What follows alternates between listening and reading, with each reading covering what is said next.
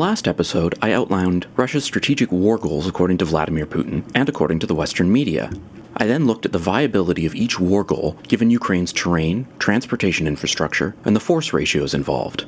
I concluded that the Russians acted either in accordance with the minimalist strategic goals outlined by Vladimir Putin, or if they were pursuing the maximalist goals portrayed in the Western media, it was on the assumption that Ukraine would collapse within a few days, and thereafter not offer serious resistance. If you haven't watched episode 5 since its re-release on April 28, 2024, I encourage you to pause now and do so. That episode is about 1/3 new content, and specifically is where I introduce my overall conclusions about the initial few months of the conflict. I ended the episode with an operational level analysis for the Axis advance on Kyiv from the Chernobyl exclusion zone, stating the road network through the Pripyat marshes could not support any sustained fighting. So this axis of advance was either a feint, or it assumed the Ukrainians would not offer organized resistance. In this episode, I'll look at the Chernobyl axis of advance on Kyiv from the tactical level. I can do this fairly objectively and with a good amount of detail because Google Earth has released high-resolution satellite imagery of this battlefield. However, as with any way of analyzing an ongoing conflict, there are caveats to the usefulness of satellite imagery.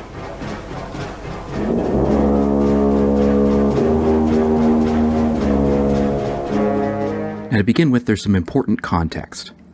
You can get, for free on the internet, very low-res images on a day-to-day basis. But to give you an idea how low of a resolution we're talking about, this is the NASA stream showing what the city of Kyiv looked like at its highest resolution a couple of hours ago. You can also pay an exorbitant fee in order to have access to the commercial satellites, which aren't as high resolution as the government ones, but are quite good, and will get you something within a day or two. Finally, you can wait for something like Google Earth Pro to come up with updated imagery. This usually takes several months, and in the case of the Kyiv region, right now they've only just released imagery covering some areas for February through April.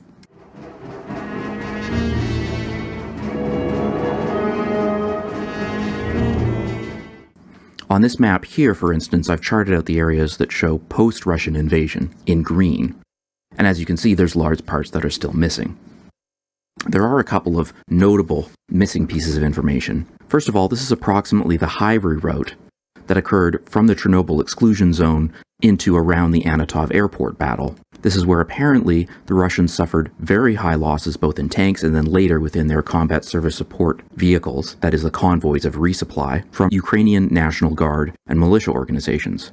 However, this isn't part of the satellite information that's been released so far, so I'm unable to confirm or deny any of that. Similarly, there's a gap between Cherniv, up in the north, where a very large battle took place, and the final blocking of the Russian advance towards Kyiv at Klavinka. So I'm unable to say what happened in terms of the Russian advance southward down this set of highways. I'm also limited by the dates when the satellites made passes. So as we see in this diagram, the invasion started on the evening of February 24th to 25th. The Ukrainians began their counterattack sometime around March 22nd, and by April 2nd, the Russians had completed their withdrawal back across the original borders. For the first week of the conflict, there was the Battle of Hostomel, and then the Battle of Motion reportedly lasted up until the beginning of the Ukrainian counterattack. There's satellite imagery from about a week before the conflict started, and then really nothing until the 13th to the 15th of March. There's then another set of satellite imagery from about April 1st, and then from about a week or two after the Russians withdrew. This means I'm often looking at a battle space where there's been several reported back and forth movements, but I only get to see the after effect. The second caveat is to consider what you can't see. It's quite easy to see tank tracks, shell craters, and trenches. And I'll note that both sides are quite bad when it comes to camouflage of their trench positions. However, there are a few things you can't see within the satellite imagery. You can't make out the tracks from light reconnaissance vehicles, such as the wheeled vehicles. You also can't make out defensive positions that have been made within urban areas. For instance, when a group of soldiers occupies a house and turns that into the equivalent of a trench in terms of cover. Often you can assume where the defensive position must have been because there's a hole within a set of interlocking trench positions that has a house in it that's then been flattened by artillery. The third caveat is that what you see can be misleading. What we have here is what appears to be a series of shell holes that are visible in this image, which is from May of 2023. However, if we go backwards to here from February of 2020, we see that there's the same images still there. This is just a natural effect that's quite common in the ground around this area. So whenever you're trying to draw a conclusion, it's important to look at the historical imagery slider to determine when something actually occurred. It's also important to be on the lookout for false tank tracks. So if we look at this image here, this appears to be a tank or several tanks that have gone through a field. But if we, of course, go backwards in time, we can see that these same patterns of tracks are still here in 2020. This is because on the resolution level of Google Earth, it's very difficult to tell the difference between tank tracks and tractor tracks. So again, you have to compare pre-war and post-war images of the same field to determine what you're looking at. The final warning has to do with some of the analysis that's been done looking at NASA satellites meant to look at forest fires. It was discovered at certain points in the conflict that these same satellites were actually fairly good at figuring out where there were fires from warfare occurring, such as burning tanks. Some people even managed to put these into live maps, like this one that you see here. Now, the reason I have concerns about this is because of this image from outside Kyiv, right here. This is a bushfire. This is actually quite common within a war zone. It's also common within normal farming. When you get to the point where you're doing harvesting, a stray spark can start a fire. However, this means I'd put a huge caveat on any type of analysis that is looking at the NASA forest fire type satellite imagery in order to determine where major fighting is taking place. So with all those caveats, what is it that I've actually learned?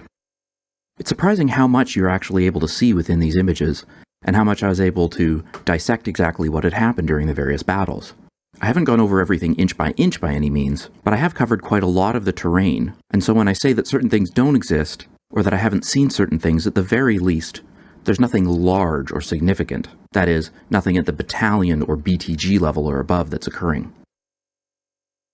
It's been a very fascinating experience looking at this footage, and it's been a mixture of very interesting things that I've learned, and feeling validated for some of the conclusions and statements that I'd made. For instance, if we look here, I talked earlier about tank jockeying and the way that they'd pull into position, fire around, and then pull back and fire from a different location. What you see here is an example of tank jockeying from the tank tracks.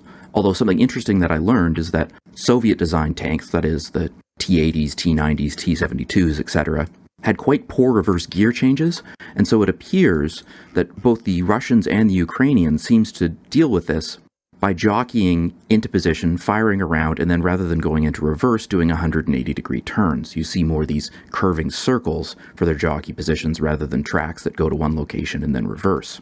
Another example of feeling vindicated from what I'd stated earlier is the way that you don't have continuous front lines anymore. What you have instead is a series of defensive positions that are able to support each other with fire and large gaps in between. On this particular image here, the blue circles that are filled in indicate Ukrainian defensive positions with trenches. As you can see, there's quite large gaps in between them, often up to 2 kilometers wide.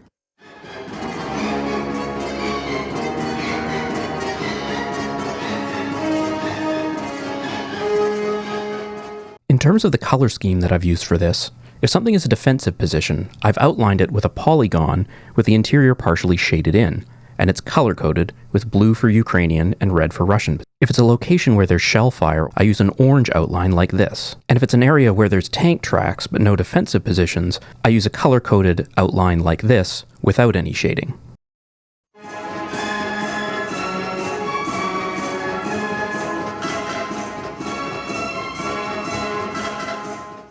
With this in mind, it's clear that the Russian advance south through the Chernobyl exclusion zone towards Kiev was less extensive than I'd discussed in my previous video.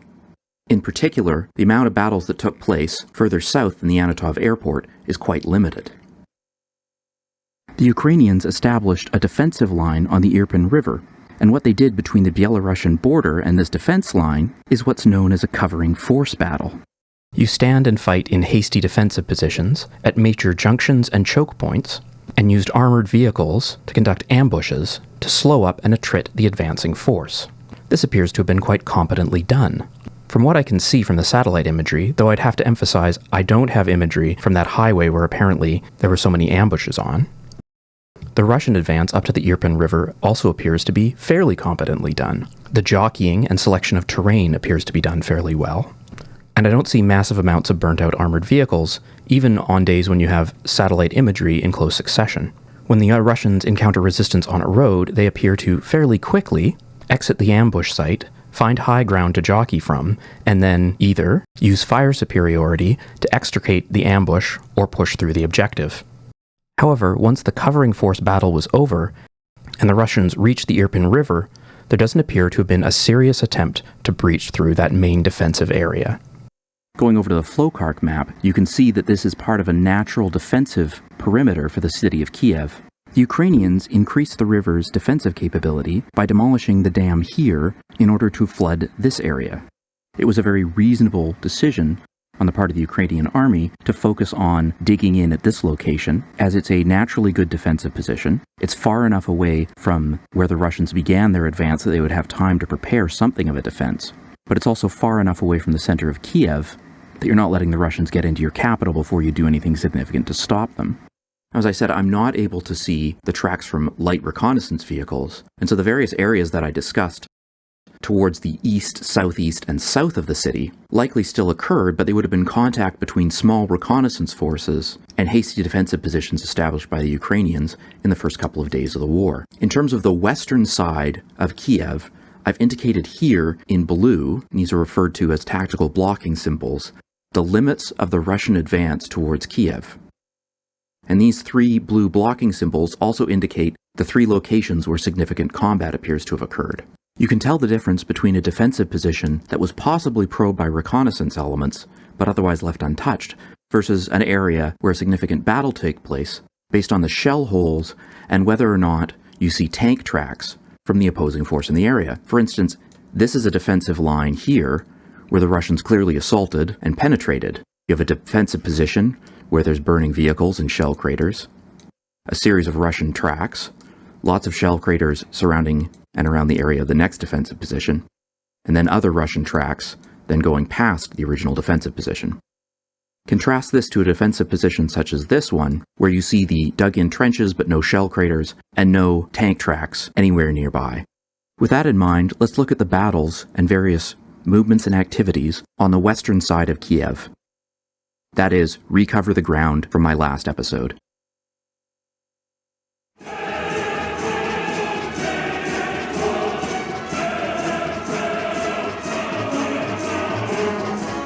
There was a very large and significant battle that took place at Antonov Airport.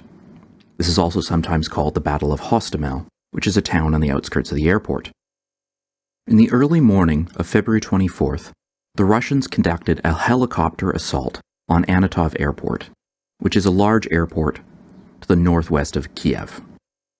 According to online sources, there were 1 or possibly 2 air assault brigades involved in this operation. However, when you count the number of helicopters that are seen within various videos, the initial assault force would have been a single battalion, that is about 500 soldiers. The Antonov airport was lightly defended by reserve troops that were relatively untrained conscripts, and the air assault battalion was able to seize control relatively easily, it appears. There is a lot of controversy as to whether or not Antonov airport was captured by the VDV, and if so, whether they retained control of it. The morning of the invasion, a Ukrainian minister stated that the air mobile attack had failed and that Ukrainian forces had retaken the airport. A CNN crew then went to the scene for video, but they found Russian troops manning checkpoints at the airfield perimeter. Later in the afternoon, a Ukrainian unit posted this image to Facebook, claiming the airport was retaken. But there's nothing in this image that proves that. Later, the Ukrainian government reported that only some of the airport had been retaken, and then later there were reports by journalists that the Russian forces had been forced to retreat into the woods to the northwest. But there's no imagery or other proof of this. Journalists also posted these 2 images and claimed that due to the lighting difference, it's clear that there was a second opposed helicopter landing later in that day, meaning the airport had been retaken by the Ukrainians, but they were then displaced by a second helicopter landing force by the Russians. Looking at the satellite imagery, it's clear that eventually the Russians landed a full brigade of the VDV with minimal supporting vehicles, and they managed to secure a very tight perimeter on the airfield. It's also been claimed that the runway was made inoperable due to Ukrainian artillery fire, but the satellite imagery doesn't show anything that couldn't have been quickly filled or avoided. They then pushed out and established a defensive perimeter outside of the airport, and dug a series of trenches in order to protect themselves from the inevitable Ukrainian counterattack. From the number and location of these trenches, it appears that the remainder of the air assault brigade would have been flown in by helicopter later. There are claims that the Russians actually deployed 2 air assault brigades to this location. From the trench networks that are visible, this appears to be too large of a force. This looks more like a brigade. It also appears the Ukrainians reacted fairly quickly, because the outer perimeter of trenches around the airport is quite small.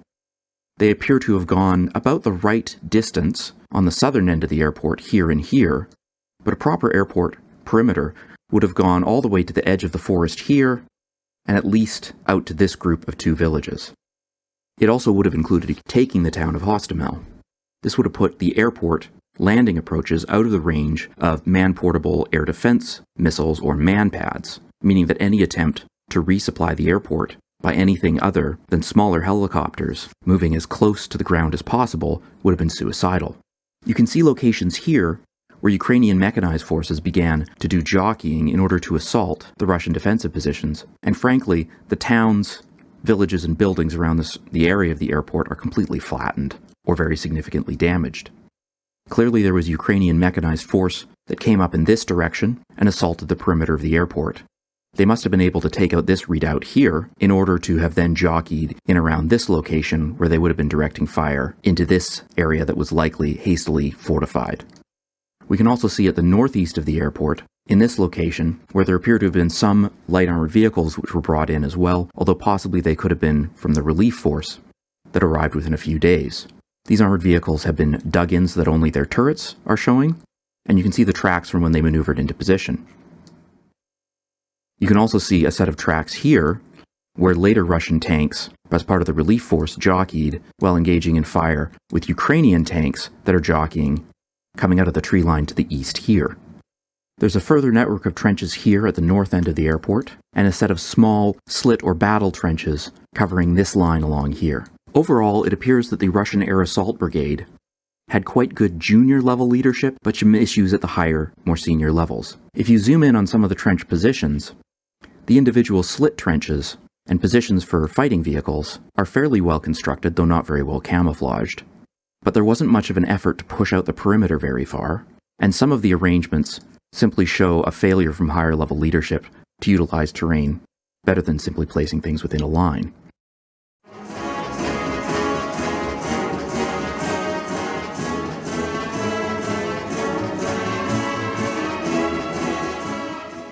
At the same time that the airborne assault units were headed to the Antonov airport, the relief force, by the ground, pushed through the Chernobyl exclusion zone towards the Antonov airport.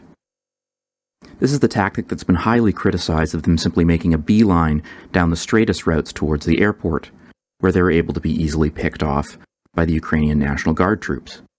I'm not able to really confirm or deny whether that occurred or how successful it was, as that's not covered in this set of satellite imagery. The first one that I have is here, where you can see that a highway ambush occurred. There's a blown bridge, or rather a blown ramp to a bridge, and you can see some burnt out vehicles, as well as here where the tanks struggled to get off of the road in order to avoid the burning vehicle and engage in fire with some sort of an ambush. However, there is a fairly large length of the highway, about another 5 kilometers going back, where I'm not able to see any ambush sites. And after this highway ambush, again, there's no real signs of any ambushes that occurred along this road until they break out from the forest here and begin their battle run of jockeying in order to advance to relieve the airport. There was clearly a very significant tank battle between the relief force coming out of the Chernobyl exclusion zone and some sort of Ukrainian armored force that occurred to the north of Antonov Airport. Here's an image of the field in the approaches to the airport from February 19th, 2022, and here's the same field by March 13th. As you can see, it's pot-marked with various armored vehicles and tanks, where you can see that same turning in circles method of jockeying into position. This indicates that they were engaging with something, most likely other armored vehicles, and from the setup of the tracks, it's actually fairly difficult to tell which ones would be Ukrainian and which ones would be Russian. Although the number of tracks looks like there was a very impressive battle that occurred at this location, I believe this is a single battalion tactical group. A typical Russian battalion tactical group has approximately 50 tracked vehicles in the first echelon of its advance.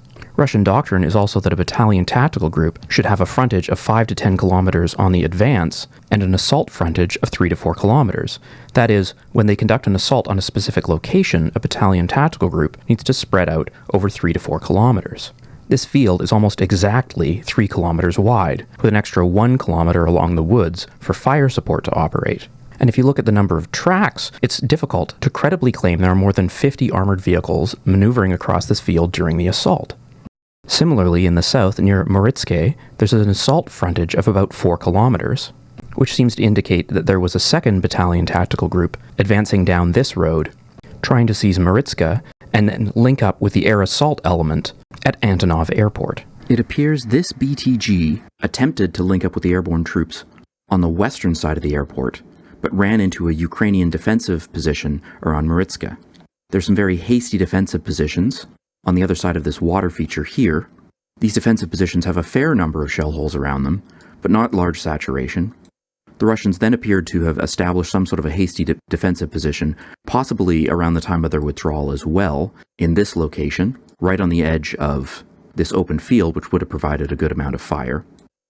And there's significant jockeying positions from both Russian tanks in the north here, as well as Ukrainian armored vehicles and tanks down in the south, and just behind the hasty defensive position. Looking at further tank tracks, it doesn't appear that this battalion tactical group was successful in breaking through the Ukrainian defensive position. This is why understanding the amount of space that units take up is so important to a proper analysis of near-peer warfare. The channel Kings and Generals made a documentary about the Battle of Kyiv, where they claimed that the Russians used 4 brigades for the ground relief force that attempted to seize Antonov Airport. In this image, the corridor for that advance is shown in purple. However, even if those 4 brigades were advancing 2 up and 2 in depth, they would need a minimum frontage for the advance of 20 kilometers. And in the same image, it's the green line that indicates the width of that advance. More likely, however, 4 brigades advancing down that corridor would require something closer to 30 or 40 kilometers of frontage, which is twice the size of that line. So I can say with a fair bit of confidence that the ground relief force going to Antonov Airport advanced with 2 battalion tactical groups, because that's the only thing that can fit along the route and corridor they're purported to have taken. Assuming they kept a 3rd battalion in depth, this means the ground relief force was a brigade, not 4 brigades. My best guess, then, is that the Battle of Antonov Airport consisted of an air assault battalion being flown in by helicopter, seizing the Antonov Airport from the defensive force, and then being reinforced up to approximately brigade level. They attempted to expand the airport to a level where they would be able to use the airport itself for resupply by large aircraft, but were unable to because of rapid Ukrainian counterattacks. The ground force conducted an opposed advance through this large field to the north of the airport and was successful in linking up with the air assault force. They then dug in their own armored vehicles, but were unable to ultimately hold the airport and eventually withdrew. Another battalion tactical group attempted to link up with the air assault force on the western side of the airfield, but they were blocked by Ukrainian defensive position at Moritska. They then fell back slightly and held a defensive position until the eventual withdrawal. The area is also absolutely littered with shells and demolished buildings, in particular around the airfield itself. This means that during this battle, at least, the Ukrainians seem to have had superiority in artillery fire. Given the weaknesses of the resupply lines through the Pripyat marshes that I discussed in my previous video, this makes sense. The Russians may have had a lot of tubes, but they didn't have an awful lot of shells. The Ukrainians, on the other hand, were operating within a couple of kilometers of their capital. In terms of the level of competence that I can see from these satellite images, the Russian trenches are better constructed than the Ukrainian ones, although their layout around the airfield seems quite poor. This could be because of issues with higher level leadership, such as at the company and battalion level. When a unit is given a defensive position, it's the job of the company commander and the company sergeant major to site specific trenches for heavy weapons that are adapted to the local terrain. Whenever this is done correctly, the effect is that there's certain zigzagging or clustering of trenches because they're not using the default of just digging in every so many meters. The layout of the Russian trenches at Antonov Airport indicates that the sergeants at the squad level at some point, gave up on getting this kind of company-integrated defensive plan and just started having their troops dig in at evenly spaced intervals, because that's better than nothing. This could be because the Ukrainians counterattacked too quickly, or because the company commander and sergeant major were off doing reconnaissance for a further move, or it could be because most of the company headquarters had been killed during the assault. It is obvious that the Ukrainians counterattacked very quickly after the seizing of the airfield, but also, looking at the tracks for the jockeying of the 1-2 PTGs advancing across the open field to the north, it's clear that that organization was quite competent as well. They appear to have had good use of terrain, good supporting fire. In short, it doesn't match up with the general narrative we've heard of the Russian steamroller just pushing through in a steady advance, not caring at all about casualties. Though even knowing what I did about the logistic problems the Russians would have had coming across the Pripyat marshes, I was quite surprised at the limited number of shell craters around Ukrainian positions versus Russian positions for this battle itself.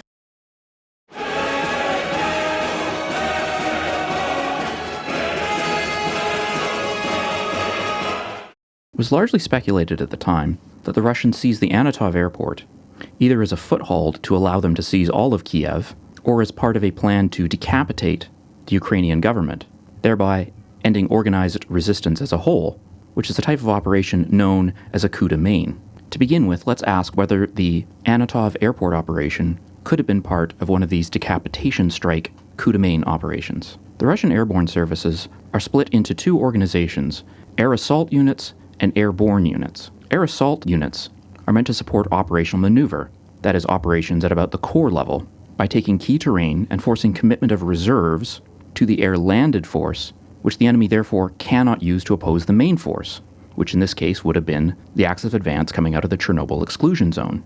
Airborne units are for strategic missions, such as dropping well behind enemy lines near the end of a conflict to help capture command and control nodes, supply lines, and political targets. Historically, they're also used for quickly establishing a Russian presence of politically reliable troops. For instance, if during the Orange Revolution, President Viktor Yanukovych had appealed for Russian help, the Russians likely would have flown an airborne division directly into the center of Kiev for him to reestablish control. Now, every source that I've looked at agrees that Antonov Airport was assaulted by an air mobile unit, not an airborne unit. Now, Russians don't have to follow their doctrine, but the unit type does suggest seizing Antonov Airport was part of an operational level plan in order to make the advance out of the Chernobyl exclusion zone easier, rather than some kind of decapitation operation. The location of Antonov Airport also suggests this was an operational support to the Chernobyl advance. For some historical comparison, during Operation Market Garden, it was considered very foolish that 6th Airborne landed at an airfield north of Arnhem when their objective was to seize the Arnhem Bridge. In this case, the first landing wave included a reconnaissance jeep squadron that would seize the bridge by traveling through 10.5 kilometers, half of which was urban terrain. For the Antonov Airport assault to have been part of a decapitation mission, the second landing wave would have contained a similarly sized force that would have to traverse 41 kilometers through mostly urban terrain in order to reach the government district. This would occur about 12 hours after the war started if the Russians accepted an almost suicidally high level of risk, or 2 to 3 days after the war started if the Russians merely accepted a high level of risk. And that factor comes down to properly understanding Russian airlift capacity and the requirements for defending the Antonov airport. As the war was beginning, there was a claim on Twitter from a senior official at Bellingcat who said he'd been told by a Ukrainian military official that there were 18 Il-76 transport planes airborne from Pskov that were about to land at the Antonov airport. There's no other source that's been cited for this commonly accepted fact, even though in and of itself it's rather unusual.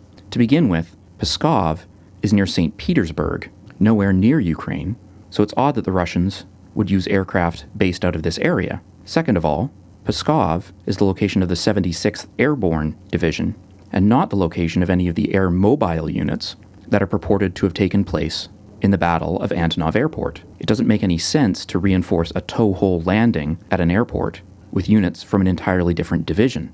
Finally, it's unclear how the Ukrainian military could have known what was happening, as the Il-76 aircraft would have been either over northern Russian or Belarusian airspace. But accepting this claim, what is it that 18 Il-76s could have accomplished? Well, as a comparison, In the Vostok 2018 exercise, Russia was able to drop 700 troops and 50 vehicles, using 25 IL-76s. This is the equivalent to about 2 airborne battalions with about 1/3 of their vehicles. Applying this lift capacity to the heavier air mobile units, the 18 IL-76s would have only had the capacity to transport the remaining personnel and about half the vehicles for the air assault battalion that had the dismounted light portions of its 3 companies landed by helicopter in the first wave. In terms of a decapitation operation, the merely high-risk approach would be to bring in an airborne brigade with minimal vehicles in order to protect the airport perimeter. In order to venture into Kyiv, the Russians would then need to transport another air mobile brigade with the majority of its vehicles in order to enter the Kyiv government district. Moving these 2 brigades, plus minimal stores and equipment, would require about 214 to 280 sorties, which, assuming the same 18 IL-76, works out to 14 round trips. This likely would have taken 2 to 3 days. If the priority had been to get troops into the government district as soon as possible, the Russian military could have accepted an enormous amount of risk by having only 1 dismounted battalion landed, plus absolutely essential equipment for defense of the airfield, and then bringing in a company plus mounted with their equipment to venture into the city. However, this would probably take 12 hours, so in which case you would be sending about 200 soldiers in 30 vehicles through 40 kilometers of an enemy capital 12 hours after hostilities had begun, and by that point in the dark. This was obviously never going to work or be the plan. Therefore, looking at the units involved, the location of the target airfield, and the logistics of how long it would have taken to mount an expedition into Kyiv, I conclude that it's extremely unlikely that the assault on Antonov Airport was meant to be a decapitation operation or a coup de guerre. It's much more likely that it was intended for the operational, doctrinal role of air mobile units, which is to seize a piece of key terrain and to absorb the reserves of the Ukrainian army around the city of Kyiv in support of the Russian ground forces advancing out of the Chernobyl exclusion area. If you wanted to do a decapitation strike, it makes much more sense to just go with the high-risk strategy of starting the war by landing a company of Spetsnaz Special Operations Forces on the lawn of the presidential palace in the middle of downtown Kyiv. It may only have a 1 in 10 chance of succeeding, but that's in line with the odds for most historical decapitation strikes, and it's still more likely to have succeeded than mounting an incursion into the middle of Kyiv from the Antonov airport 12 to 72 hours after the war had begun. In terms of what role the Antonov airport could have served in logistically supporting a Russian assault on the city of Kyiv, we'll have to leave that for another day, as this video is already quite long.